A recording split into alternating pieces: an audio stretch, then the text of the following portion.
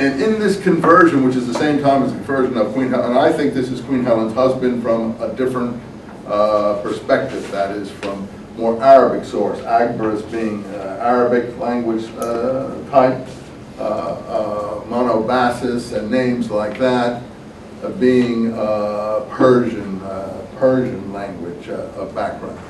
But the Syriac sources tie it together. The Syriac sources tell us that Queen Helen was the wife of King Agbarus, the great king of the people beyond the Euphrates, and that he was one of her sisters, and so on and so forth, and then they go on. And here in Acts we have the great famine that was then across the whole world. I even believe the word great has wandered from the great king of the peoples beyond the Euphrates into the great famine that was then over the whole world. Now that's just a theory to explain some of these parallels and discrepancies. Now they may or may not be true, but I leave it to you to evaluate. This is very bizarre material, and certainly the material in what's his name's Gamaliel's speech is taken from antiquities. You're going to say to me, well, how do you know anything's taken from the antiquities? I think a lot of this material is taken from the antiquities and other sources and just remolded by overseas individuals in the way they think presents a attractive story, a story that will be credible enough. And this is all non-we document material. When the we document material, the character of acts changes. It isn't this composite sort of thing. All right, now, I don't want to get in a big argument about that. That's just for you to ponder. I gave you my theory. You can have yours. It has no bearing on our historical Jesus problem. We've heard the Orthodox approach to this. The Orthodox approach is here. It's written in this book. You believe it word for word. That's it. So we don't need to go further than that. Either that's credible or there's some problems. But I want to go over to the census of Quirinius a little more. Before we then take up Jesus' birth at the time of the census of Quirinius. But you had a question back here that I passed by. Well, I just keep trying to get straight who's on first and who's on second. Well, it's hard. So, you have a lot of background here. Good luck. The groups that I've got fairly straight in my mind, the Pharisees, the Sadducees, the Essenes to some group are out there. There's even this fourth philosophy group, the Zealots. But Theodotus, is he an apocalypticist? That's where I can't see. Who? Theodotus. Theodotus. I mean.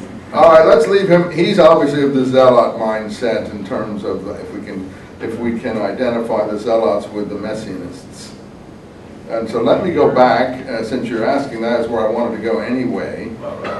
We did the antiquities description of the war, of the different sects.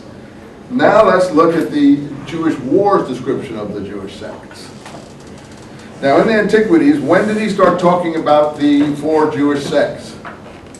At the time that he mentions the fall of the successors to Herod from 4 BC to 7 AD, which is the time of the birth of Jesus in the Gospels, and the rise of the Zealot movement, the teaching of Judas and Seduk against what?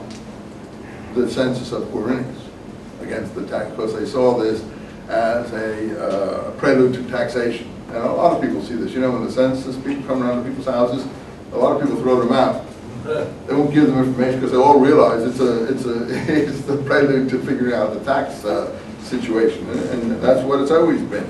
Now that may be good or bad. I cooperate with them because I'm not afraid to pay my taxes, but in certain parts of the world they didn't. Okay, here we go. Jewish War 2.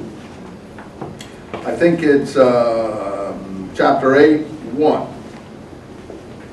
The territory of Archelaus, the successor to Herod in 4 BC when Herod died, was now reduced to a province, and Coponius, a Roman of the equestrian order, was sent out as procurator, as it was in the antiquities, entrusted by Augustus with full powers. Augustus is still emperor, including the infliction of capital punishment, which is really important. He has the right to inflict capital punishment.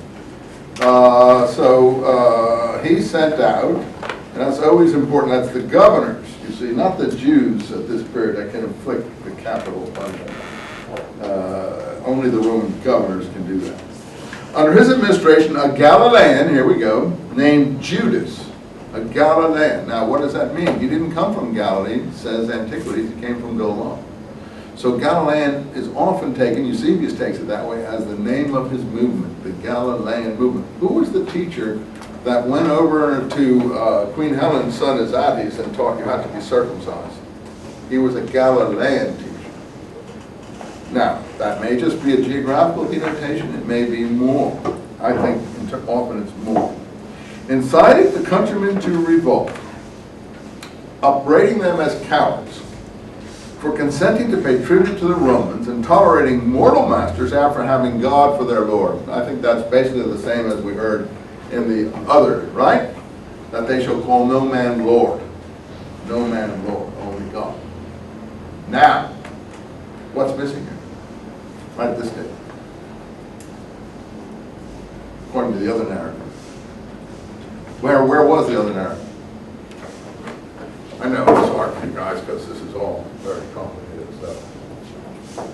The other narrative we read last time was in the Antiquities.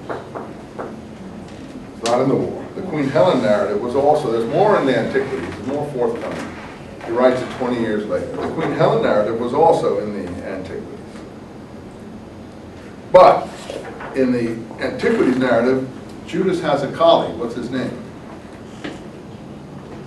Zadok. Zadok. Judas and Zadok taught against the uprising. So Judas would be the messianic sort of Davidic sort of agitator, and Zadok is a priestly name, and the whole Dead Sea Scrolls are named after Zadok.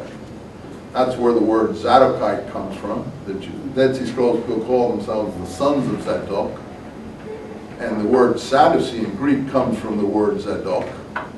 Saduk in Greek. Saduki, we call them Sadducees. You wouldn't see the relation with Zadok after it's transliterated into Greek. And who was the first Zadok?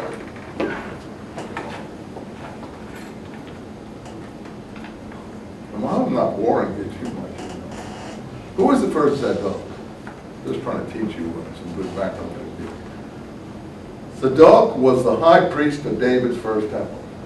He was the high priest. So the Zadokites claim descendant from Zadok. No, that's just a coincidence that the colleague of Judas the Galilean is a Zadok character, whether it's a title or a name or what have you. And also the scrolls are very interested in being called sons of Zadok, and they play with that name. For them, it can also mean the Zadok or the Tzaddik, because in Hebrew,